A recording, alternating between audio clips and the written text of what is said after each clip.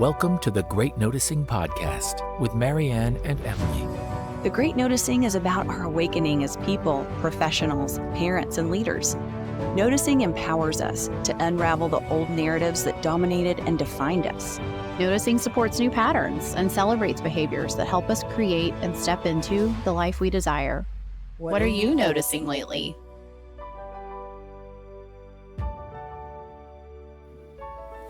Hello, everyone, and welcome to The Great Noticing. I'm Marianne Means Dufresne.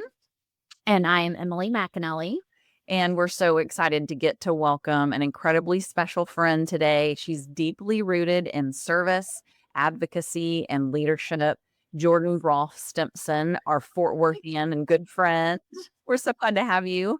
Thanks for having me, ladies. I'm so excited. Yes. And so you're a local attorney. You serve in the courtroom representing your clients. You serve in the community. You have just a depth of experience in law, government, civic engagement. We can't wait to hear everything that you're noticing professionally and as a mom and a community leader today. Yes. Well, thanks for having me. Let's get to it. Yes. So your legal journey, you're an SMU grad, as is Emily. Go Ponies. Go Ponies. Yes. And your legal journey has taken you from felony courts to community advocacy. As you think about that journey, what are you noticing in how it's changed your approach in life, particularly your legal service? Yeah. I will say I never started out seeking to be an attorney. I actually wanted to be a journalist. You could have told me I was not going to be a downwind lawyer, do like morning television. I'd always wanted to do that. Like growing up, that's what I wanted to do. I just knew that's what I was going to do. Yeah. And so I went to SNU and I actually started as an English major. So I loved reading and writing and all of that. And then my dad had like a very frank conversation with me about, what are you going to do? What does this look like? Are you going to write books? Are you going to be a teacher? Like what? How are we going to land this blame, right? Like what's going to happen? And I took his journalism classes and really enjoyed them. And he was, encouraging that I, do that and couple it with a business degree. And so I did. And I absolutely loved journalism. And so I had the opportunity to work at Good Morning America for a little bit and really loved it. Got to work with the legal team in addition. So my specific job was working in the world of the news anchors. And then over the course of that, kind of got to meet some of the legal team and some of the anchors that they were with and just really enjoyed it. And I kind of encouraged, maybe you should go to law school. And so I, kind of did some back for your eye, right? Like not necessarily saying I'm going to know right now, but I was like, that's not a bad idea. And then I got to Dallas. I worked as a speechwriter for mayor. I really enjoyed that. And so he had also said, you're going to go to law school. And so I was like, all this stuff. So I applied and I remember not late, but later, or most people apply earlier on, and come in and kind of went for it. In fact, I'd never even seen U of H. I went for undergrad, and then law school was at U of H. Yeah. Never saw it, just kind of showed up. But you're late. Here's my bags. This was probably not Los Angeles. I was horrified a little at a top thing. That's like, where is this? But I absolutely loved it. And I loved Houston while I was there. It was great. I learned so much. And then from there, I went back to Dallas and started working for the Dallas County DA's office as a prosecutor. And actually, over that story there, and actually started as a graduate fellow at UMH because there was a hiring freeze in Dallas. At the county, the economy was not the best. And so they had hiring freeze, can only hire one. So I worked for a year as kind of like a lawyer on loan, graduate fellow situation. And then they hired me when the hiring freeze was over. And I loved it. I had the best experience. I met so many people. It's just kind of networked and talked to people and really learned how to practice law. And not like in Dallas, it's just kind of the Wild West. You have so many cases and all different situations, and you just learn a lot about people. And I think that kind of also transcended from my journalism career because that is also a lot about people and hearing their stories and what's going on in their lives and just learning about people and then sharing that knowledge with others. So I did that. And then I transitioned with my husband at the DA's office. And he got a job in Tarrant County at the DA's office there. And I still worked in Dallas. they make sure I had the opportunity to make through this haircut ideas office. And so I did that and worked in special victims unit and loved it. Learned so much. Felt like I made a big difference, which was really important to me. And then also at that point, and back to Charles for a couple of years, and then I moved to the civil side of the DA's office. And so just worked on contracts, records, litigation, labor employment, that sort of stuff, helped advise the commissioners on things that were going on. I loved it. And so that's kind of where I ended up where I am. I think honestly, it all starts with just saying yes. Or third thing, you shouldn't say no. But I think about like my journey and my life, and like I said yes, right? Like when someone said, "Hey, do you want to, try and apply if you get in at the Bray America?" And I was like, "Sure, why not?"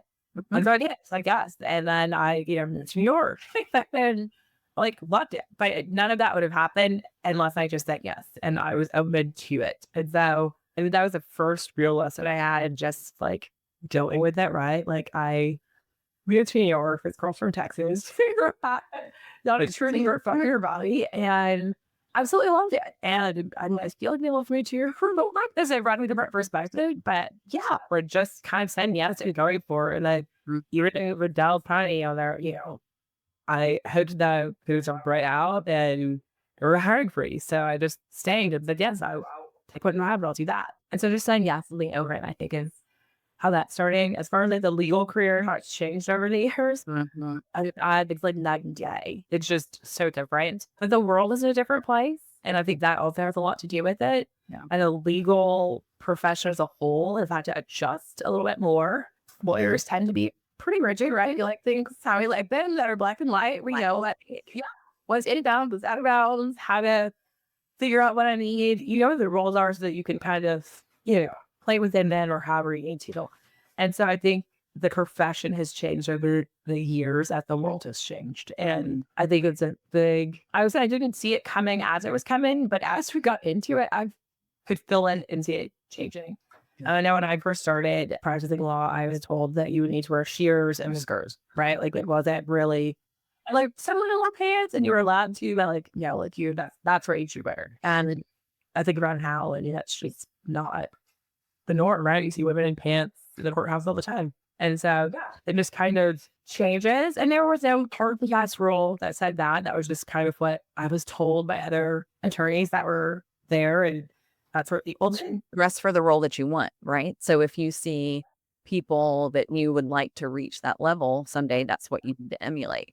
So that changes. And now, I don't think that people wear shears and skirts always to court out. They can wear, whatever they want and pants and whatnot. But it changes over the years. So, but yeah, it's show them how you want to be and find a mentor is what I need to have and you get one.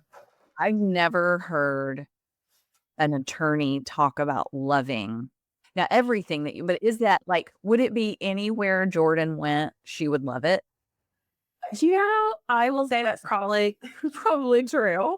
I think it's just really I wake up every morning and I say, thank you, Lord, and I go in each day to the fullest and I'm going to enjoy it. That does not mean that there are not hard moments, because there are, and hard things happen in life and you have to, that through it and hold on to your people to have them help you. But yeah, you know what? There's just so much good in the world that you have to focus on that. I truly do believe that gratitude changes you. And so, yes, there are a lot of things that are wrong in my day today, but if I don't focus on them, I focus on the good things. It kind of helps the outlook for me, at least. I would imagine too, Jordan, that you're the type of person who doesn't derive your validity or your worth out of something being as hard as possible. Right? Like we kind of grew up with this over, it was never spoken, but this unspoken understanding that like, if something wasn't really difficult or hard, it either wasn't worth doing, it wasn't worth your time, or it wasn't important enough. Right. Completely and agree. I'm like, and I love my life now, but I'm like, what would I have done if I had been a Jordan who just said, you know what, I'm going to apply for something in New York. I've always wanted to work at Good Morning America. What's the worst that could happen? I never really strived as hard as I could have, because of course we all have it, like the fear of failure. Yeah. But it was so, and I saw this thing pop up. Literally, I only get my news off of Instagram reels that pop up on my thing. So it's right. And like 2 minutes every so often throughout the day, I get this 2 minute tidbit. And this isn't news, but it was this psychologist's perspective on like actually really intelligent children, because I was a really smart kid, are the ones who actually don't want to try that hard because their self-worth, they have to protect that, right? Because if I try really hard, and it made me think of my eldest Vivian, she's like, that's too hard. I don't want to do it. And I'm like, oh, that's me. That's me in her. And Marianne is the complete opposite. Not to say that you weren't also I a am not smart child. and I'm not that talented, but I will go after stuff like you've never seen. I'm smart and I'm talented and I'm lazy. I'm every employer's dreams. When you don't have anything in your backpack, you don't even have any tools in the toolbox, what do you have to lose? You just go for it. Yep. You are a toolless achiever. This world needs another podcast. Now I've got the best one. It's so funny. And Marianne, literally, I just, in the interest of authenticity, so a new au pair came in today for the McAnally. Thank you, Jesus. God. And in true Emily fashion, about 15 minutes before we were about to record, for where we are today in this moment, Marianne texts me and she's like, hey, we're good for 12:30, right? And I was like, Ernar.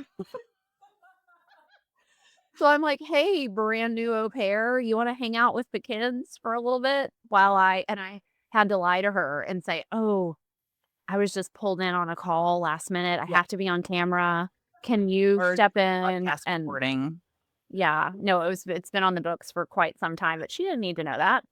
Like, I'm like, that's why you're here, au pair, so that I can just be totally unreliable and fabulous. And to my credit, all I gave you was a thumbs up. Thumbs up. No, she didn't give me. See, that would have been passive aggressive if it had been like an emoji thumbs up. She just liked the message when I said, let me talk to the au pair. She just liked the message. She didn't give me one of these or a K, like the period. Well, but I pulled a Jordan and I was like, you know what? I'll have this conversation with Emily another time. If it's just me and Jordan, right? If it's in Jordan, we're going to have a blast. We will. We'll be good. Right. But it's so much better with you, Emily. And so I'm so glad that it worked out. And yay. I'm so glad that you're constantly babysitting me. It has always worked out so well for me.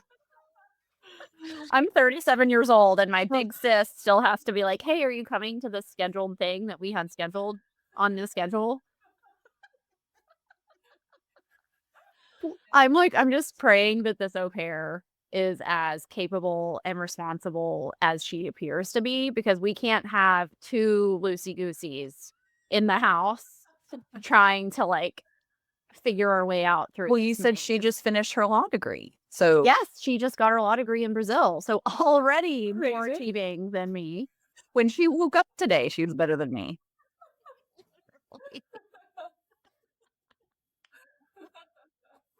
I love that. She's super responsible.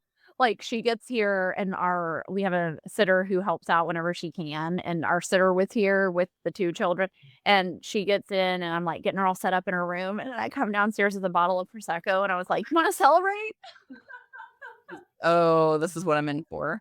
Yes. So I was like, this is what I bring to the table. And then I watched how much she was drinking. She had like 3 sips. So, but I did it as a test to see, are you fun or are you more conservative? And apparently she's more conservative. So, which is good.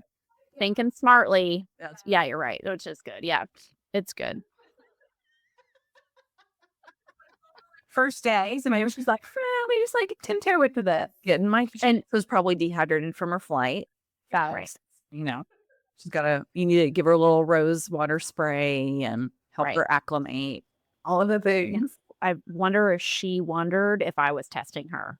And I was. But not the kind of test that you thought it was. I wanted to see if you were fun.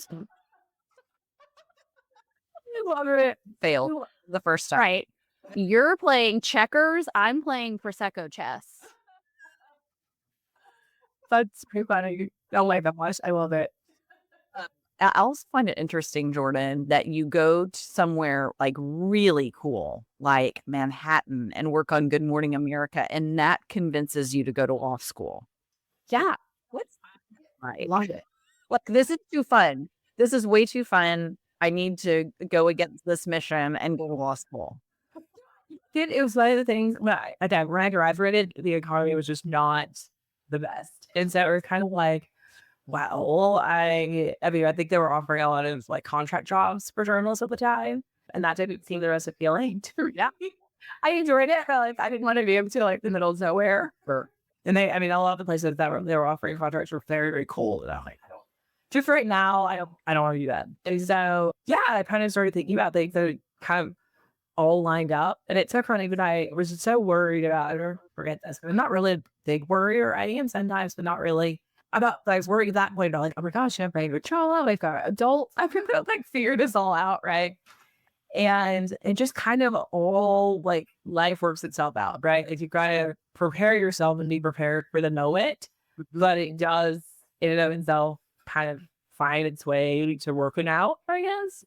And so I feel like maybe that's why, like, now I'm probably a lot more at peace with things. We're like, girl, that didn't work, good, but that was not always the case. So I worried about that a lot then. But yeah, you just kind of like, it all kind of went its way and finds your way. And I, had different people kind of plant seeds about law school. And I always thought, that'd be kind of cool. That was never first, the burn of my mind. And so, yeah, it just kind of works out, right? Like, you stress about things, really, I'm like, why did I stress about that? Like, that was why I'm like, what was I doing that for?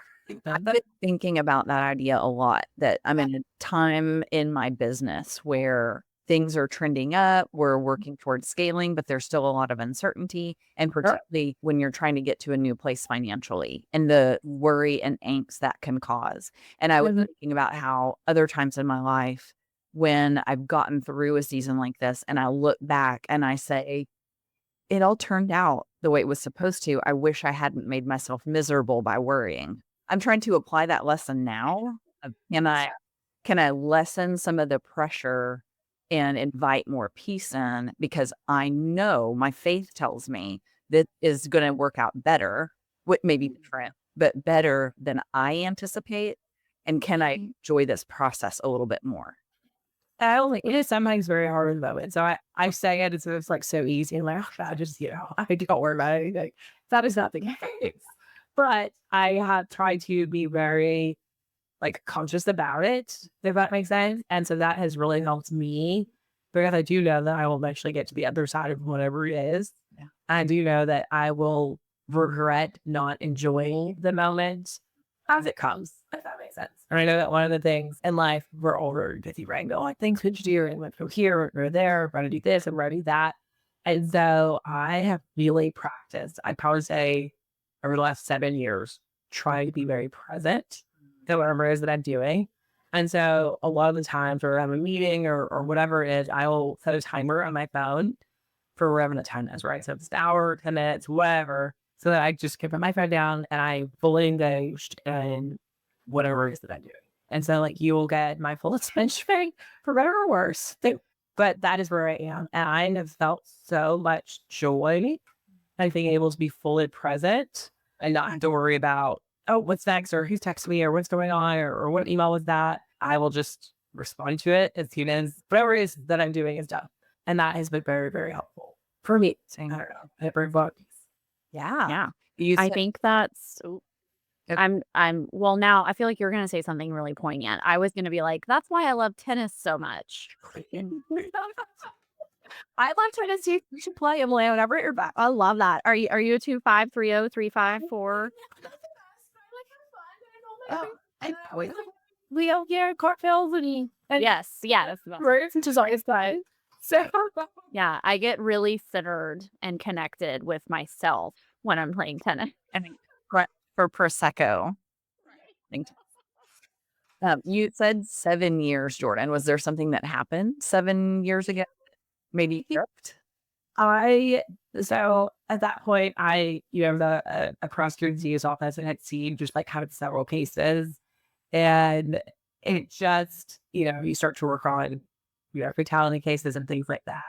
And this, how life is so fragile, right? That there truly is a thin line between life and death. And you just kind of start to see it a little bit more. And I was like, you know what? I need to be present and I need to like feel like what's going on. And it sounds so like crazy, but like every morning my daughter and I go outside and like we feel the sun and we feel like grass on our feet and we jump on the trampoline for a little bit, but it's so much fun and I want her to feel like life and I want her to like really be present in those moments. And so yeah, like I think that was kind of what it was like there, again, being a prosecutor is a lot, right?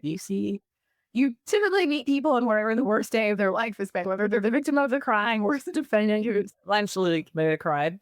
And so you're kind of working through that. And so, I, again, chose to like, okay, let's find the joy. What can I take out of this, right? And for me, that was be fully present. And so whatever I'm doing, I try very hard to be fully present. And if I'm spending my time somewhere, like I want to be invested in whatever it is I'm doing or whoever it is I'm talking to. And I hope that people experience the same with me as well, right? In terms of when you're there, you're engaged. And I feel, I don't know, just, okay, this is probably so woo-woo-y, but like as humans, we're like also connected, right? And so having that engagement with other people and talking and feeling connected and learning or working or whatever it is, it's so important. Like, I love that. I love people. They're also probably. I'm sure you've been able to tell. Absolutely. You seem like a big introvert. The bar class. So you're inspiring me so much because one of my struggles is the morning because I'm the only parent because my husband's working until 2 and 3 in the morning, basically every night. So I'm the only parent trying to get everybody out the door, trying to get lunches packed, blah, blah. I'm terrible about making myself go to bed. So it's like, these are practical choices I could make. If I wanted to have a better morning and not be so cranky, I could go to bed at 10 instead of midnight. And I could wake up at 6 and like go, do my own, water my plants and like talk to the Lord and like make it more intentional instead of just being in survival mode. And something that you just mentioned that I don't want to instill in my children is I want them to experience joy in the home from me, from the world around them the second that they wake up, instead of experiencing panic and frustration and grouchiness. And I'm like, how easy would it be to take 3 minutes to go, okay, girls, we're going to go outside. We're going to get in the grass. Don't roll in it because that's not going to be pleasant for anybody. But like step on it and like do a little dance. And like, we'll like do our like abundance dance, right? And like then just start their day off instead of me like yelling at them to hurry and throw their socks on because we're going to be late. Like, I don't want them to dread the morning because I'm not regulated. I'm not handling myself in a way. Like, it's just so interesting from the perspective of what are these things that we're doing? What are these patterns that we're creating that we don't even realize what it means to them, like what it means to their little soul. And I'm like, I want them to wake up going, oh my God, you know what I want to do? I want to go outside. I want to touch the grass with my footsies and I want to dance to Pink Pony Club. Yes. Well, and like the funny thing is, like, I feel like we try this every day. It doesn't always work out, but I feel like she is in such a better space. Really, like she's more grounded. She reflects, we're like, okay, now I'm going to get rest again. If you miss the list, and like, it's more like, okay, let's do it. She's like energized and ready to do it. We try, like, and the words are hard, right? So I'm a scroller at night. I'm, sitting there on Instagram, reading all the stories and things that have happened during the day as well. So I also. And that person that wakes up and like, okay, it's time. I gotta get up, right?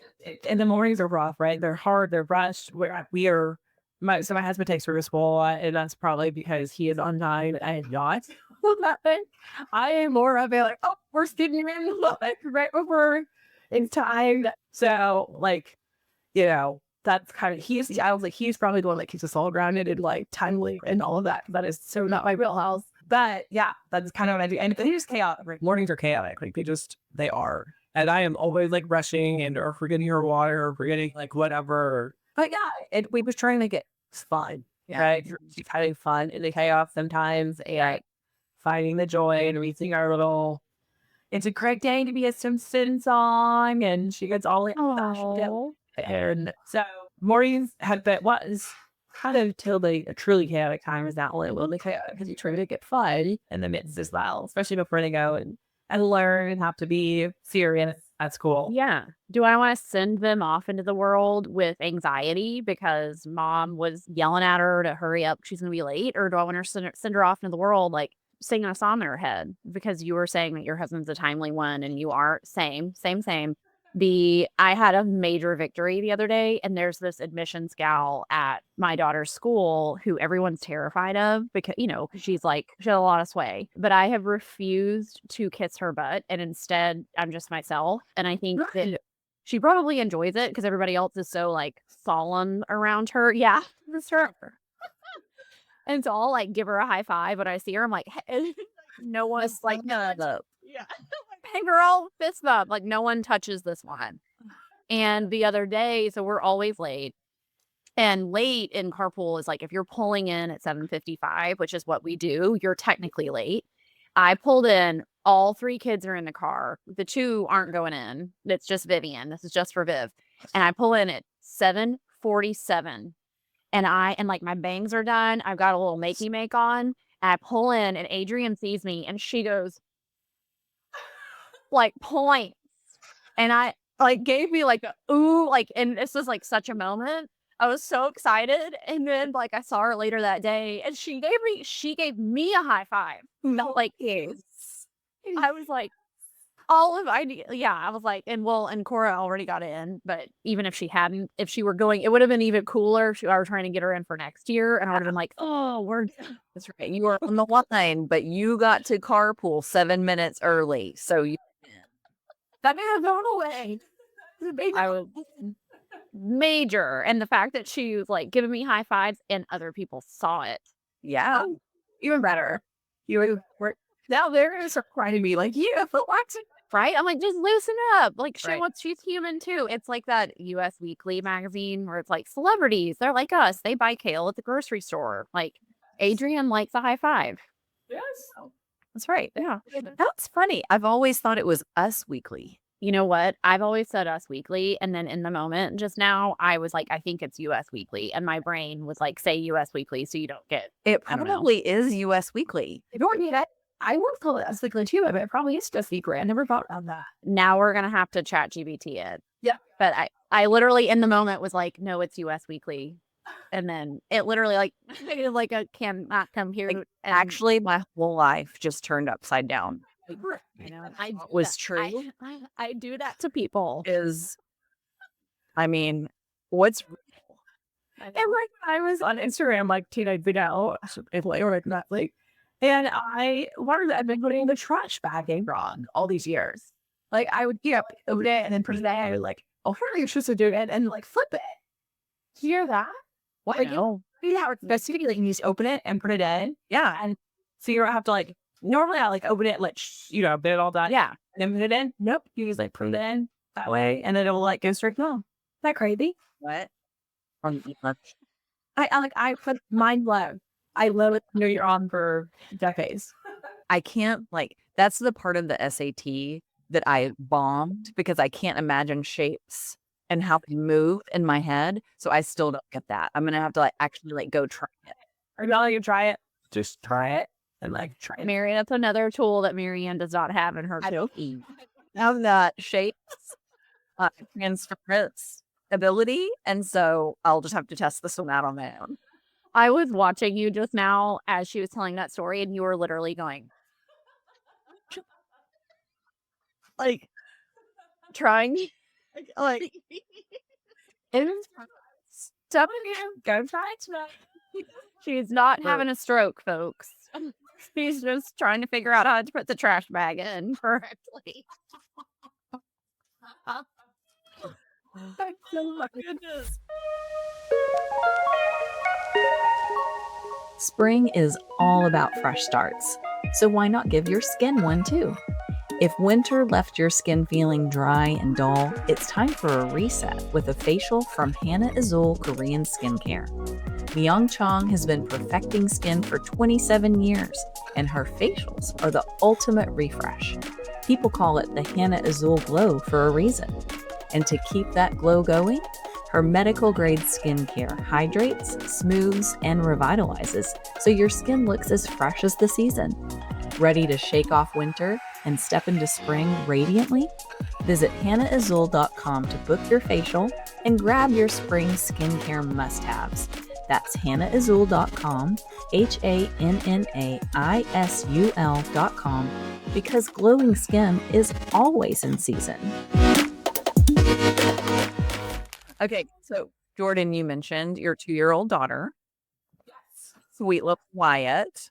Yeah, Wyatt. Little Wyatt for defense. So Wyatt will be 4 in August. And I am like, I can't even imagine like how, like, she's been 4. It's like wild to me. But yeah, she will be 4, and then like we're in this thing like time just, if it's just so fast, right? Like it feels, yes, sometimes the nights are very long, but it just comes so fast. So I can't even imagine, but she'll be 4. So we are into all of the things right now, like everything. She has thoughts and opinions about literally everything.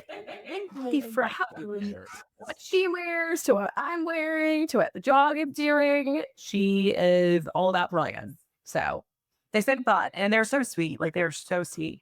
I know people think that 3s are hard, and they are, but they're so precious. Like I have loved Curry. Yeah.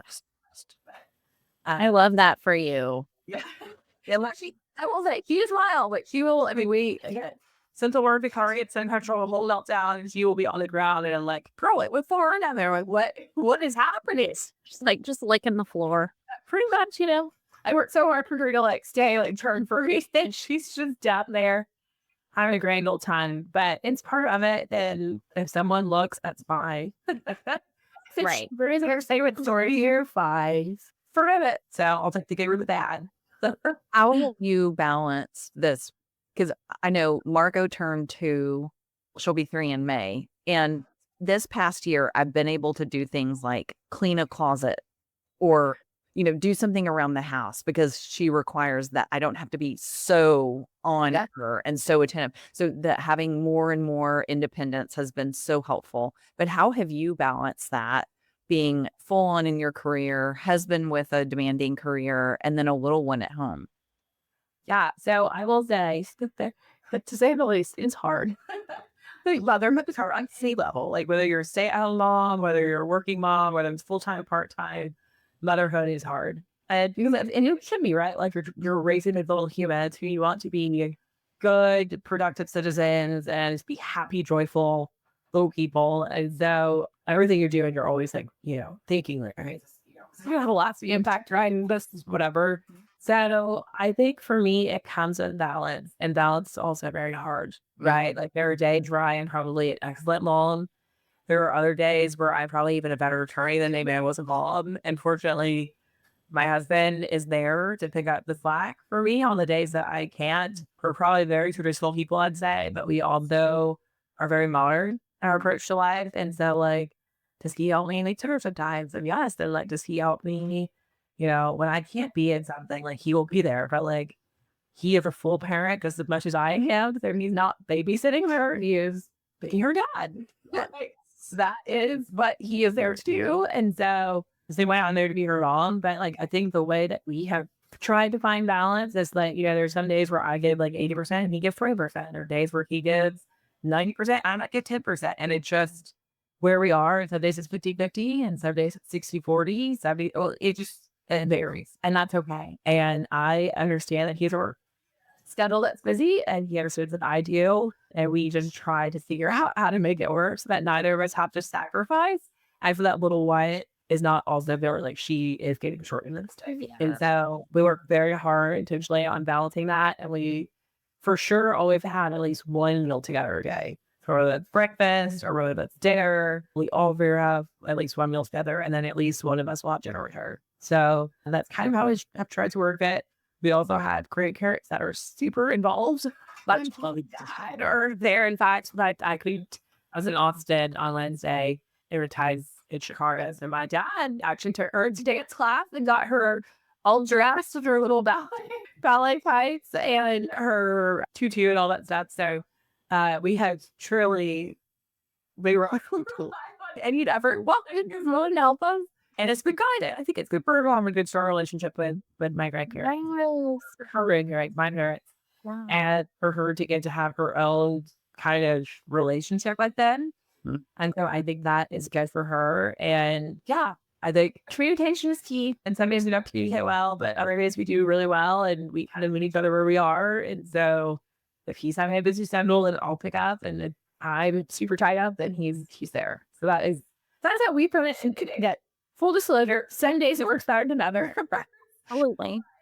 That's just kind of life, right? And like you only get like one shot at it, and she is only going to be little for so long, and so we do want to soak up like all those moments with her. And I am mom first, and like fortunately, I'm in a position in my career where I have never missed anything at school for her because of work or anything like that. So, although right now, like Wyatt and I are having this little bit of a battle, and she's obsessed with Chuck E. Cheese, and I cannot stand Chuck E. Cheese. Like I would. Oh, you don't love it? I thought every adult loved that creepy rat up on the stage.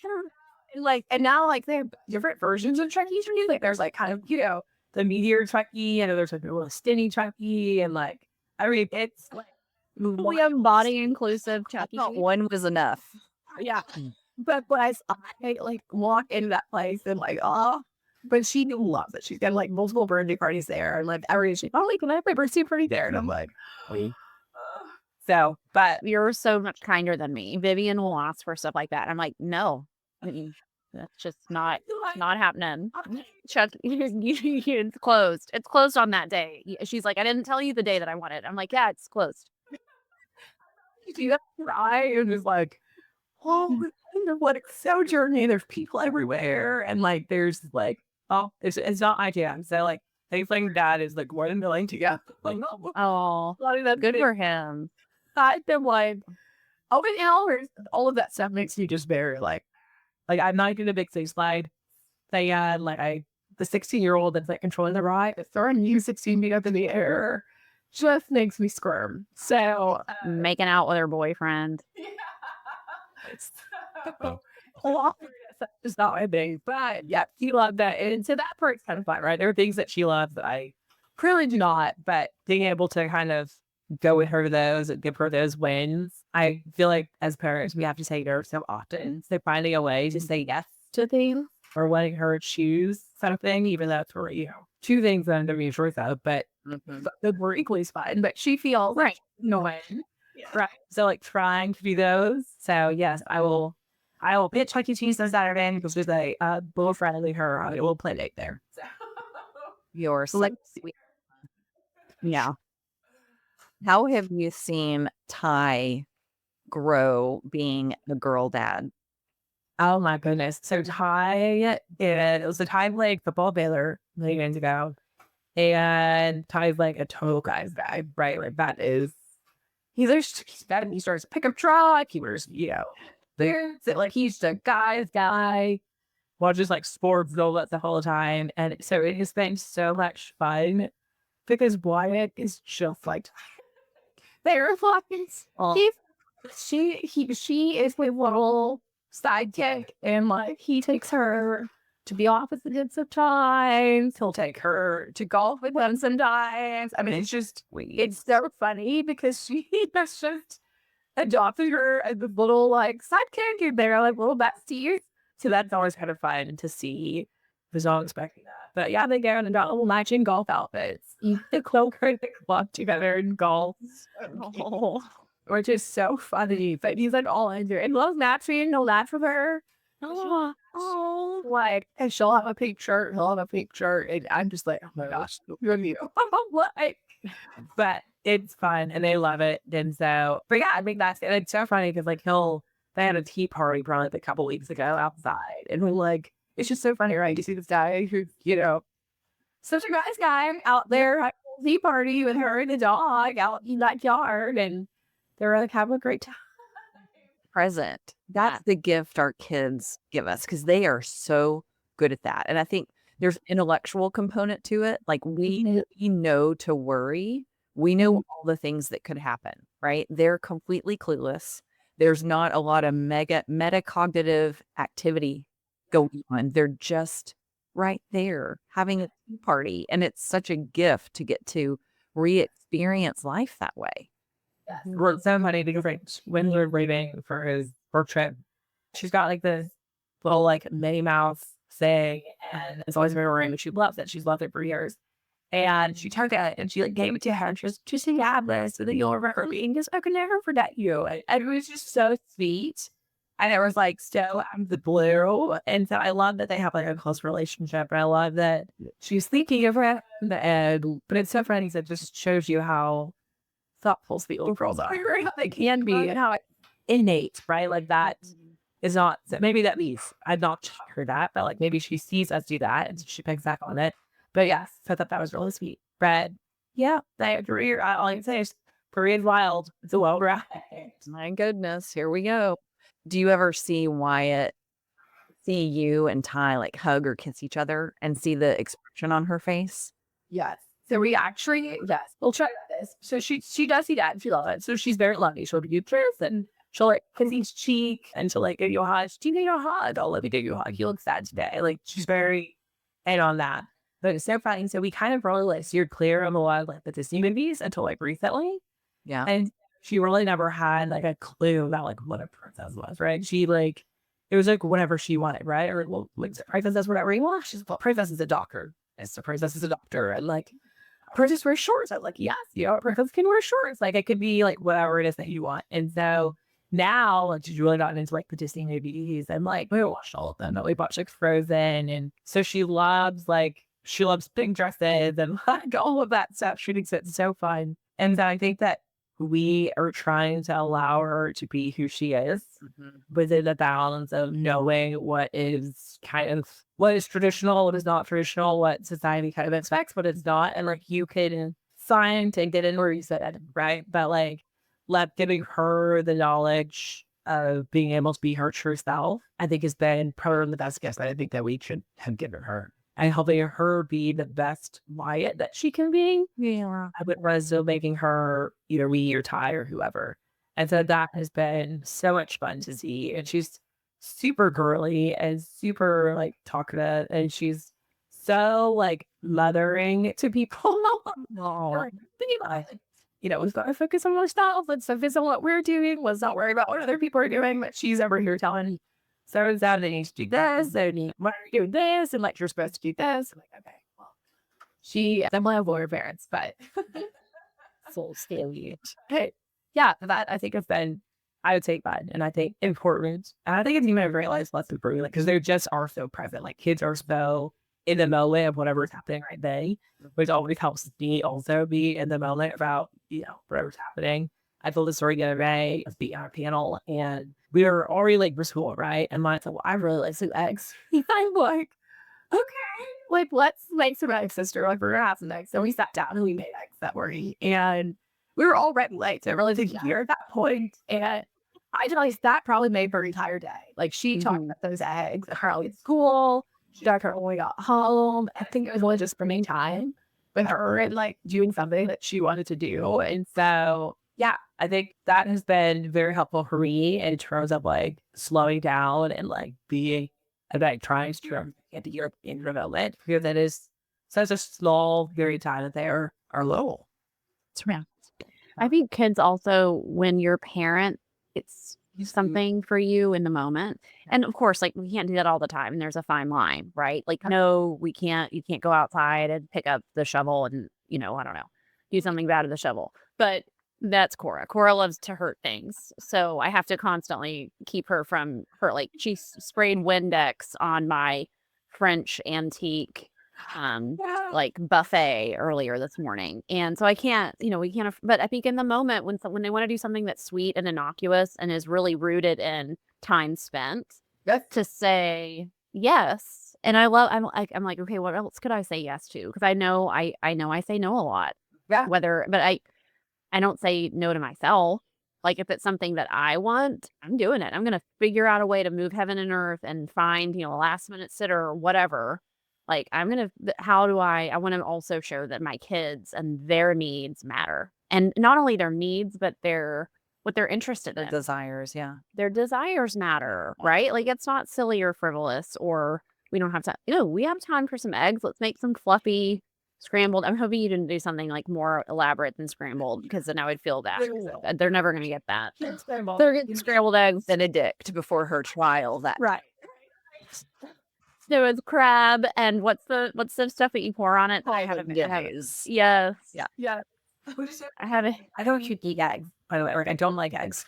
Like, I'll eat them if there is something, but like, I'm not a big egg. Then she, wanted to like it. Like, okay, let's do it. Simple, but I love. She sounds like she has the best mornings ever. Yeah. Walking outside, put feet in the grass, listening to music, making some eggs. But it's so funny because like as they get, well, you talk about that's the best, but like as they get older, they start having all these little influences for their friends. And so like before we try really hard to limit the added sugars, right? Like she eats added sugars, but we try to limit that. But like with friends, right? Like, well, they like this girl. I'm just like, what can I have that? Well, yeah. We're like for them, and that's for them to have, and you've got breakfast. So like that has been kind of fun to like navigate. But as I'm like, oh my goodness, like how I do you guys, and so, but it's been fun. It's been fun. I struggle with what am I allowed to tell her that's still helpful, but not too brutally honest. And it's like, well, I'm trying to make sure you don't have cancer in 40 years. Yeah. Like you're going to thank me when you're 46 and you don't have cancer because you're not eating artificial everything. Right. But like eventually Guarantee that you won't have cancer from something else. Right.